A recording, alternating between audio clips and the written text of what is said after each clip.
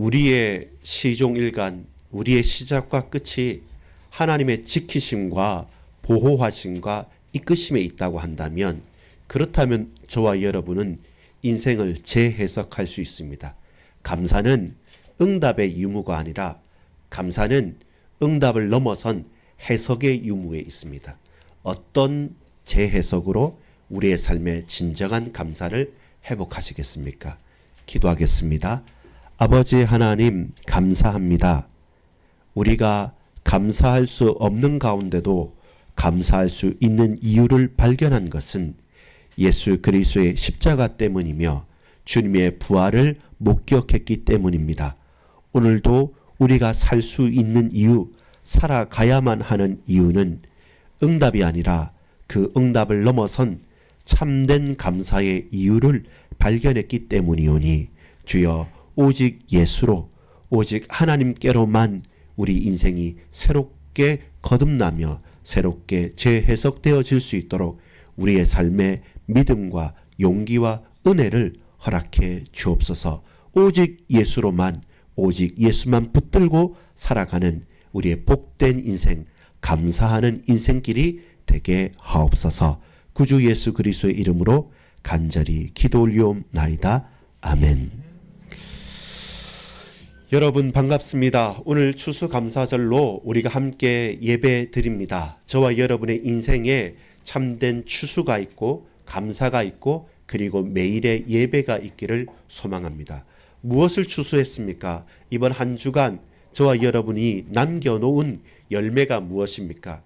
올 한 해 우리가 어떠한 열매를 기대하셨습니까? 그 기대한 만큼 우리에게 열매가 과연 맺혔습니까? 열매가 없기 때문에, 응답이 없기 때문에, 혹은 실패했기 때문에, 혹은 진학이나 진로에 넘어졌고 미끄러졌기 때문에 낙심하고 있습니까? 최근에 여러분 금주간 수능 시험이 있었습니다. 재수생들이나 또 혹은 현역의 고3 수험생들이나 그 부모나 그 친척들의 마음이 많이 졸여졌겠죠. 그리고 그 결과에 대해서 어떻게 받아들일 수 있겠습니까?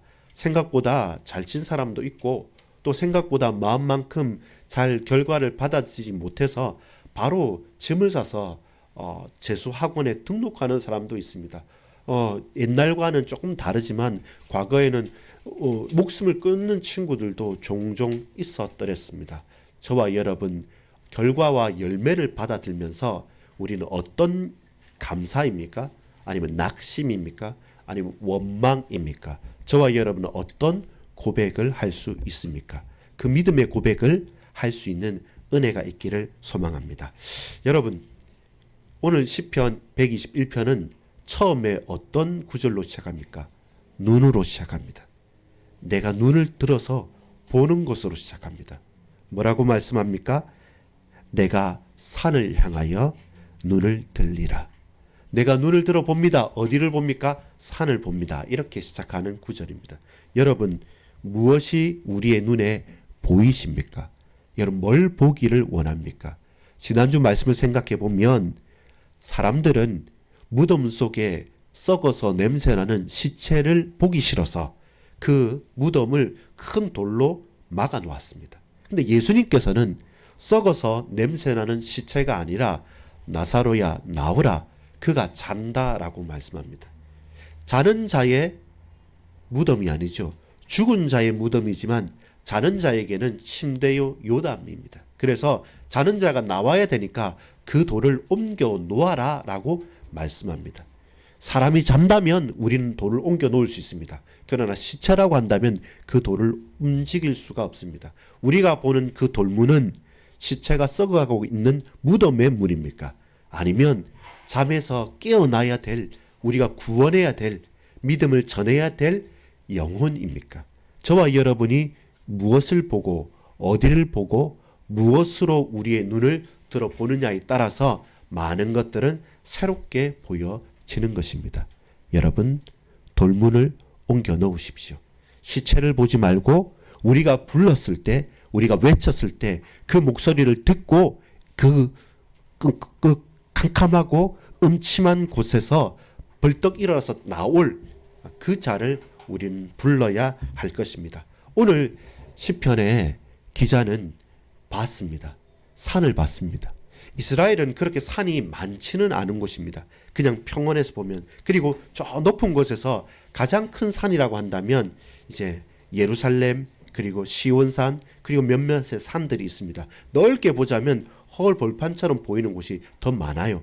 더 많은데 오늘 기자는 뭐라고 말하냐면 내가 눈을 들어본다, 그리고 산을 본다라고 말합니다. 근데 여러분, 이 시편 121편은 순례자의 노래입니다. 순례자의 노래가 뭐냐면 저 멀리서 내가 하나님께 예배하고 제사 드리기 위해서 유월절을 절기를 맞아서 오늘 우리 감사절처럼 7.7절 맥주절을 맞아서 그 절기 때는 성인 남자들은 예루살렘에 올라가서 예배드리고 제사 드려야 되기 때문에 그 예물을 가지고 터벅터벅 저 멀리서 오게 됩니다. 그러면서 저기서 보이잖아요. 예루살렘이 보이고 그 산이 보인단 말입니다. 그러면 그 눈을 들어서 보면서 그곳으로 쭉 가는 순례자의 노래입니다. 근데 이 순례자의 노래가 처음에는 어떤 현장이었냐면 전쟁의 현장이었습니다. 처음에 전장의 현장이 어디냐면 바로 요충지가 되는 산입니다. 산이 요새가 되잖아요. 그리고 길목의 요충지가 됩니다. 그리고 적군과 싸워서 지켜야 될 파수꾼도 산에 있고, 그리고 그 고지를 점령해야 될 적군도 그 산을 오르기 위해서 용을 쓰는 겁니다. 그러면서 그곳에서 전쟁이 벌어지는 거죠. 그래서 내가 점령을 했든 혹은 내가 점령을 당했든 그곳에서 전투하는 가운데 산을 보는 것이죠. 눈을 들어 산을 볼 때 거기에 적군이 있는지, 거기에 파수망대가 있는지, 거기에 어떤 위험물이 있는지, 어떻게 하면 그것을 넘어설 수 있는지, 그 전쟁터에서 군인이 산을 향해 올라가는 것이죠. 고지를 향해 올라가서 정복해라고 하고, 그 고지에서 막는 사람들은 그 산에서, 그 망대에서 적군을 보며 막으려고 하는 것. 그래서 용사들이 눈을 들어서 산을 보는 겁니다. 그 진지를 바라보는 겁니다. 그러면서 가잖아요. 그러면서 그 2절, 3절, 4절을 보면 뭡니까? 나의 안위하시고 나의 보호가 되시고 나를 숨기시고 낮에도 해와 밤에도 달과 밤에도 싸우고 낮에도 싸우고 그 중간중간 그 성벽에서 기퉁이에서 그 반석에서 몸을 뉘우면서 그늘에서 쉬는 그 전장의 순장에서 계속 나타나는 그 일들이 원래 실제로 121편의 노래요 시였습니다. 무엇입니까? 우리의 현실이 사실은 전쟁과 같은 것입니다.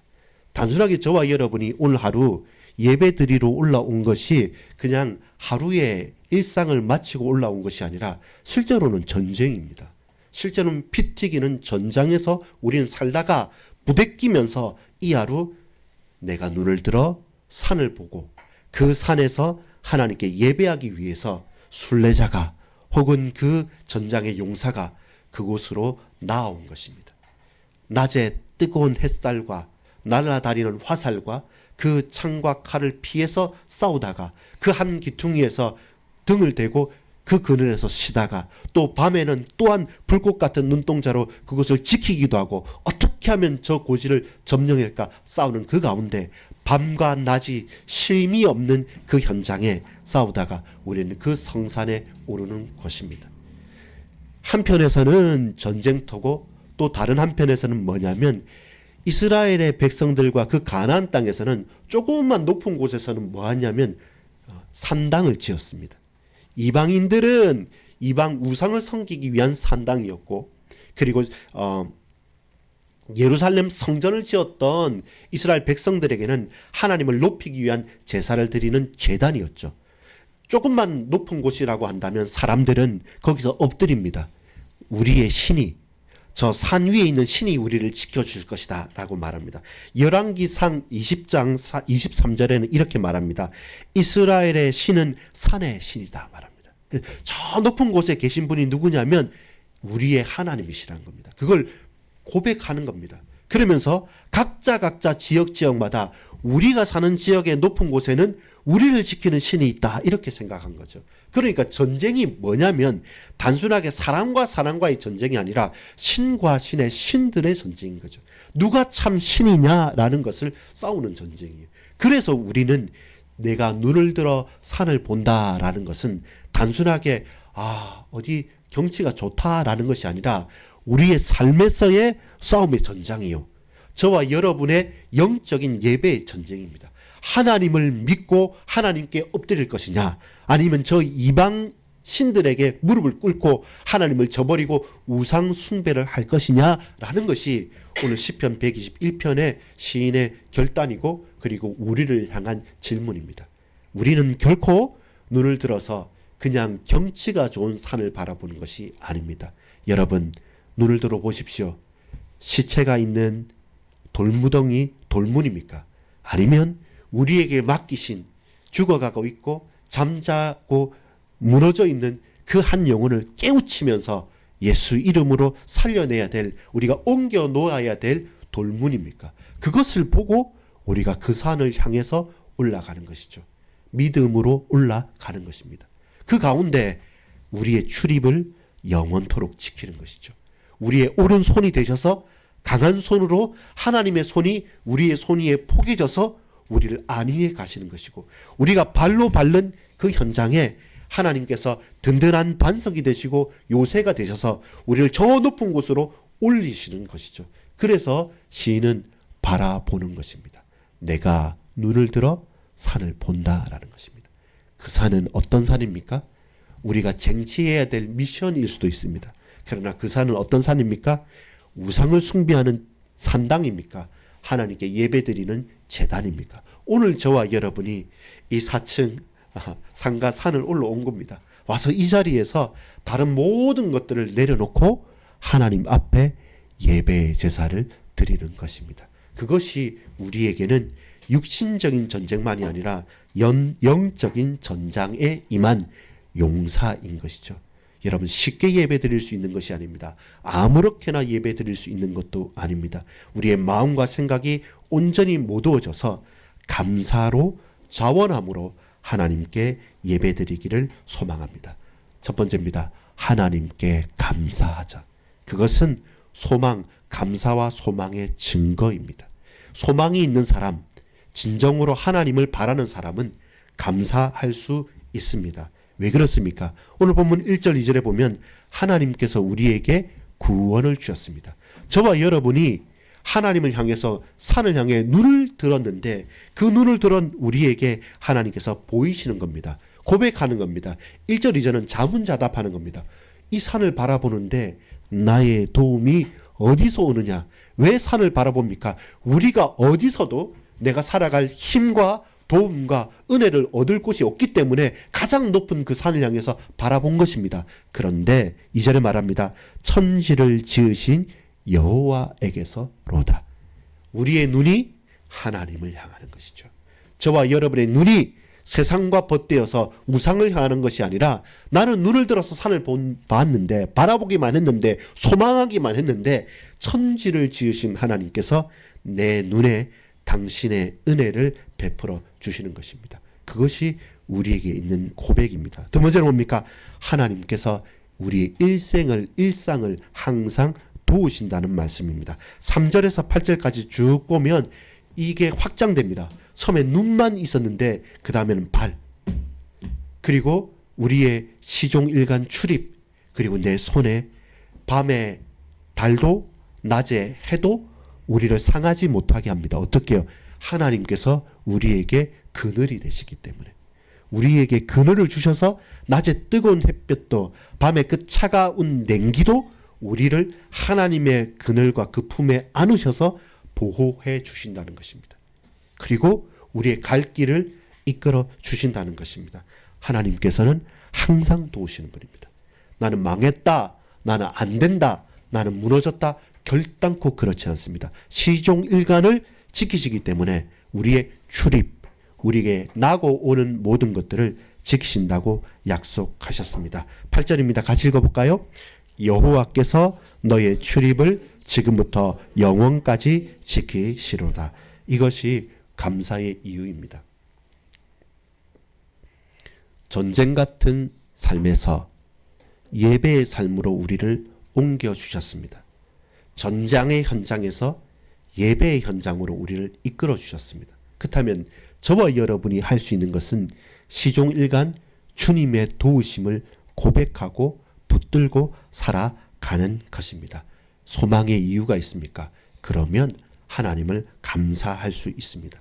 이제는 그런 소망, 하나님께 감사할 마음이 가졌다면 그 감사가 진정으로 우리에게 새롭게 재해석되어져야지만 하나님을 소망하며 끝까지 살아갈 수 있습니다.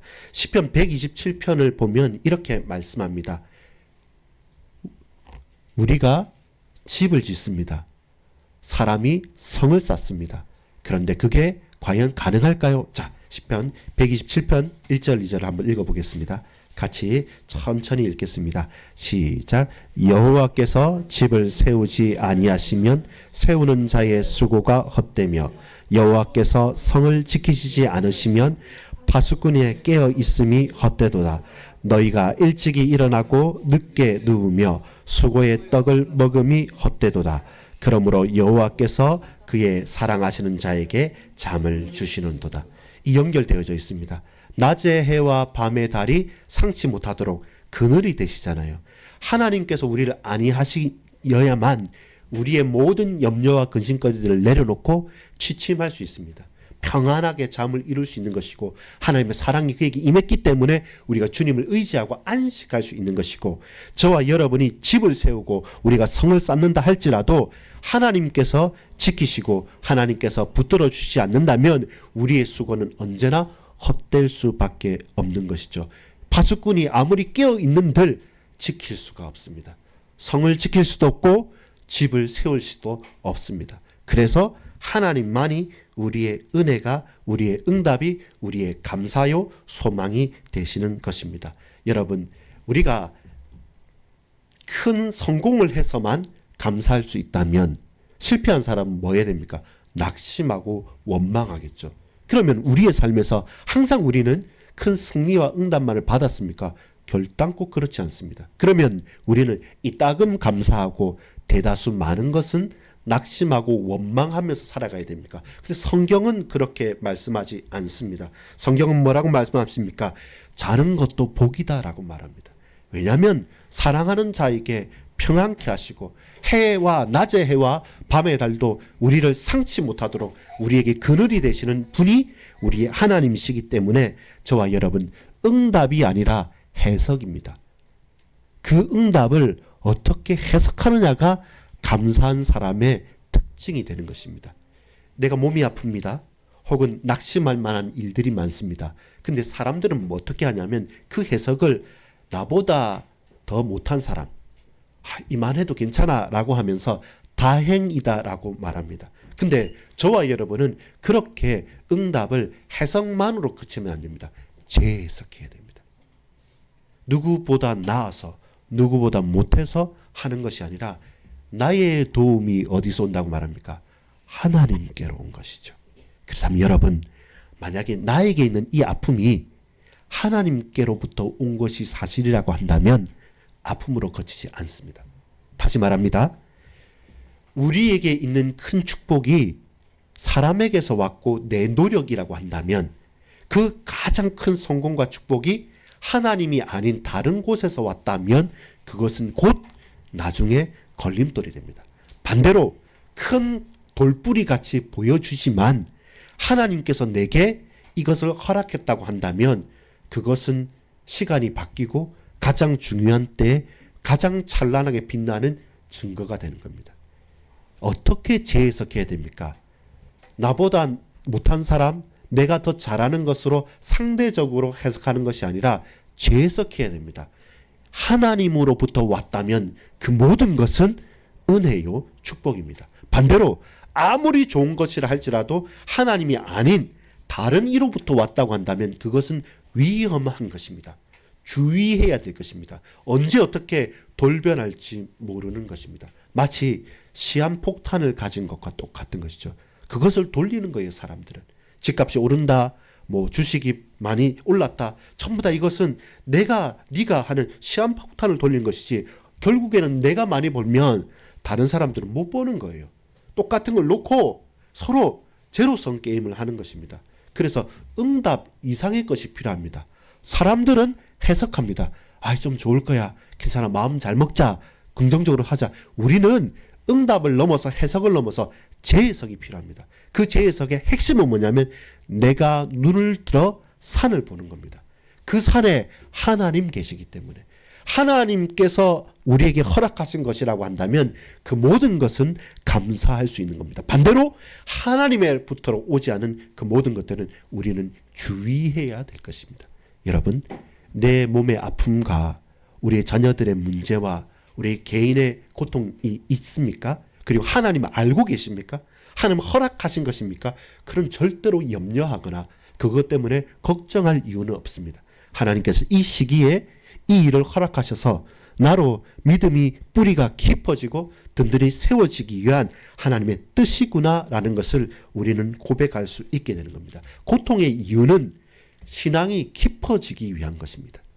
고통의 이유는 우리가 더욱더 깊어지고 더욱더 뿌리내린 견고한 신앙을 위한 것이지, 여러분, 하나님께서 저와 여러분에게 무조건 잘 되는 것으로 이것이든 저것이든 하는 것만 모든 것을 잘 되게 한다. 사람들이 부러워할 만큼 한다. 과연 그 신앙은 깊어질까요? 얕아질까요?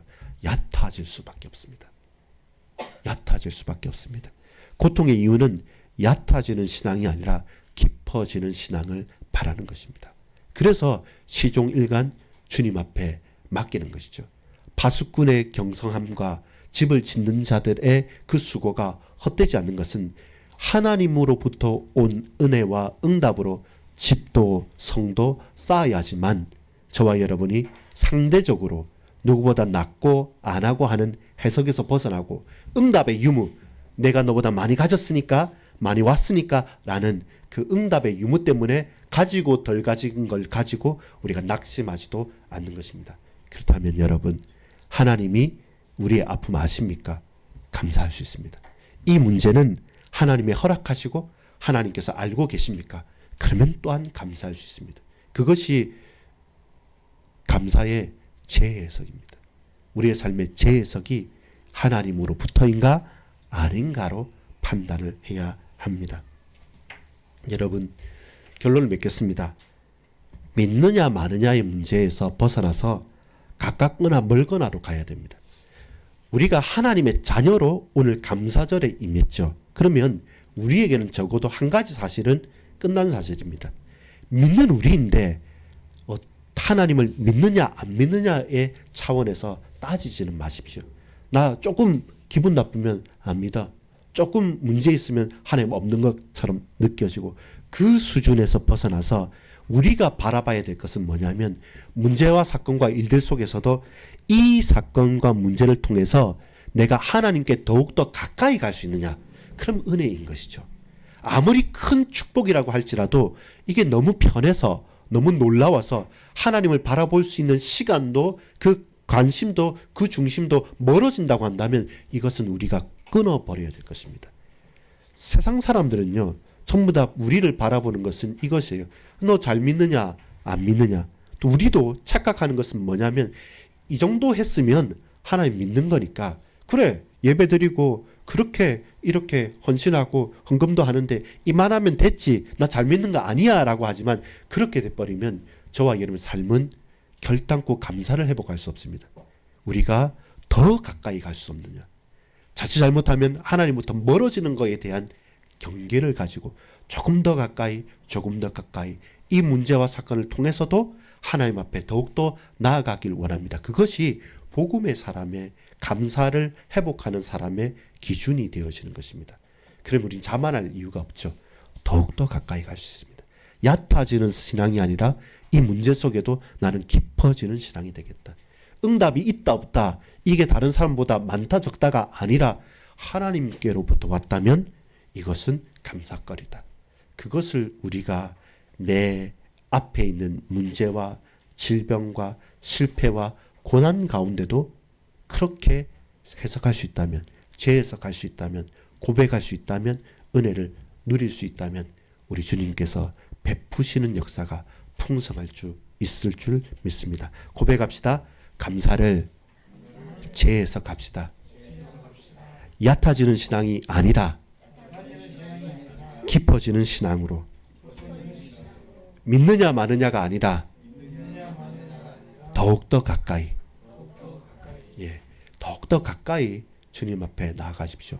문제 속에서도 혹은 큰 고통 속에서도 나로 말미암아 얕은 신앙으로 그치지 않고 더 깊은 신앙으로 나를 인도해 가시는구나. 그렇다면 이 문제를 나는 재해석하겠다. 하나님 아시고 하나님 허락하시고 하나님 주신 거라면 문제 아니다. 이것은 응답이요 감사다. 이것이 눈을 들어서 산을 봤던 사람, 그 많은 것을 볼 수 있지만 그 산에서 하나님을 만난 사람의 고백입니다. 그 눈을, 그 영안을 뜨고 나아가는 저와 여러분 되기를 소망합니다. 아버지 하나님 감사합니다. 우리에게 있어서 얕은 신앙에 머무르는 것이 아니라 깊은 신앙으로 뿌리 내리기 위해 우리의 고통을 새롭게 재해석하게 하옵소서. 아버지 하나님, 감사는 응답의 유무나 감사는 누구보다 더 좋은 해석의 정도가 아니라 감사는 하나님께로부터 왔다면 그 모든 것이, 하나님이 아신다면 그 모든 것들이, 하나님께서 붙드시면 그 모든 것들이 다 감사의 증거임을, 소망임을 우리로 재해석할 수 있는 은혜를 베풀어 주옵소서. 인생의 감사절이 평생의 매일의 감사절로 고백되게 하옵소서. 감사드립니다. 구주 예수 그리스도 이름으로 간절히 기도 올리옵나이다. 아멘.